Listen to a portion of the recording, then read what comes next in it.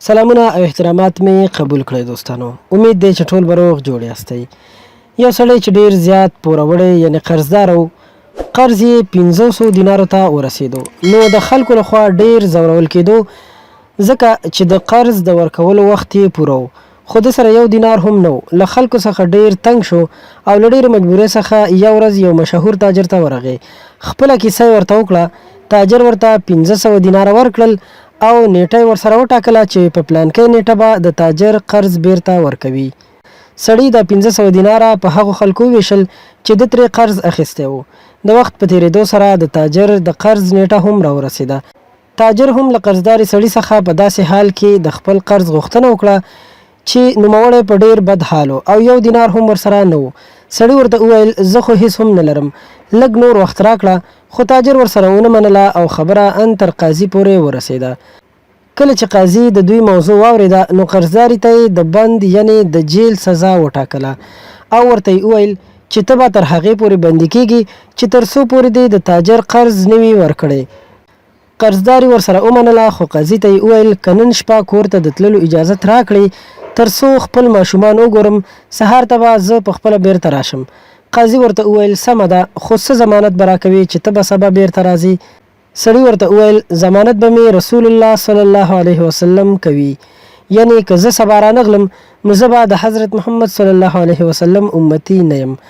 قاضي له لږ ځنډ وروسته ورسره ومنله. سړی کور ته لاړو. کله چې کور ته ورسېدو خپلې ښځې ته یې ټوله قصه وکړه او ورته یې وویل چې نن مې در سره اخري شپه ده او سبا به زه بندي کېږم. ښځې ورته وویل ته نن شپه قاضي په څه ضمانت راپرېښی؟ سړي ورته وویل د رسول الله صلی الله علیه وسلم په ضمانت یې راپرېښودم. ښځه یې په ټوله قصه پوه کړه. دا چې ښځه یې ډېره دینداره او نیکه ښځه وه نو خپل خاوند ته یې وویل راځه نن ټوله شپه زه او ته په ویښه تېروو او په حضرت محمد صلی الله علیه وسلم به درود شریف ووایو. سړي ورسره ومنله او دواړو په درود ویلو شروع وکړه. د شپې په وروستۍ برخه کې سړي باندې خوب غلبه وکړه او په درود شریف ویلو کې ویده شو. په خوب کې سړي ته حضرت محمد صلی الله علیه وسلم راغی او ورته یې وویل ته به سهار وختي د سیمې والي ته لاړ شي او ورته به ووایي چې رسول الله صلی الله علیه وسلم درته سلام ویلی او له سلام وروسته یې ویل چې په ما 500 دیناره قرض دی، که هغه قرض زه پرې نه کړم زه بندي کېږم نو زما قرض به ته پرې کوې، او که والي درته وویل چې زه څنګه تاریختونه وبولم ته به ورته ووایي ته هره شپه په رسول الله صلی الله علیه وسلم 1000 ځله درود شریف وایي او 13 شپه پکې خطا شوی، خو ستا درود رسول الله صلی الله علیه وسلم ته پوره رسېدلی دی.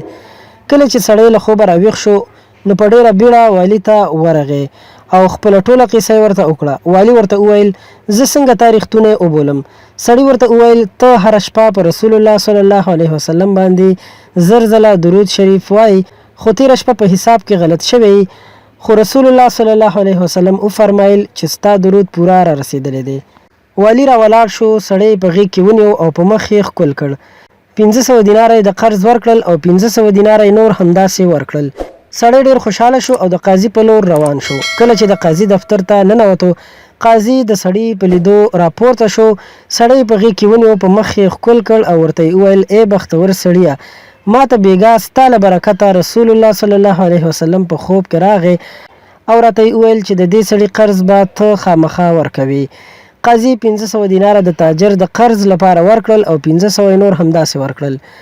له لږ ځنډ وروسته تاجر راغی. تاجر چې کله دا سړی ولیدو هغه هم په غېږ کې ونیو او ښکل یې کړ. تاجر هم ورته وویل چې ستا له برکته مې بېګا شپه رسول الله صلی الله علیه وسلم په خوب کې ولیدو او راته یې وویل چې دته به قرض پرېږدي. تاجر هم خپل قرض ورته پرېښودو او 500 دیناره نور همداسې سړي ته ورکړل. ګران ورونو او خویندو، درود شریف ویل ډیر ستر عمل دی. عجیبه خبره خدا ده چې الله تعالی جل جلاله او د هغه فرښتې په حضرت محمد صلی الله علیه وسلم باندې درود شریف وایي.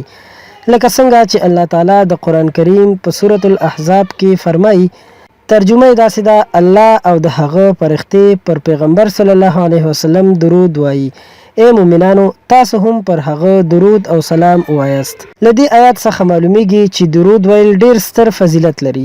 همدا ډول رسول الله صلی الله علیه وسلم فرمایلی دی مفهوم یې داسې دی که چا پر ما باندې یو ځل درود شریف ووایه نو الله تعالی جل جلاله به په هغه شخص لس ځلې رحمت نازل کړي.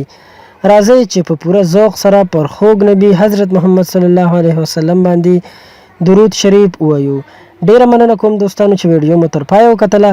که خوښه شوي مو وي ضروري در سره لایک کړئ او د ثواب په نیت یې زموږ د چینل نه نور ملګرو سره هم شریکه کړئ. تر بلې ویډیو درنه اجازت غواړم. د الله په امان.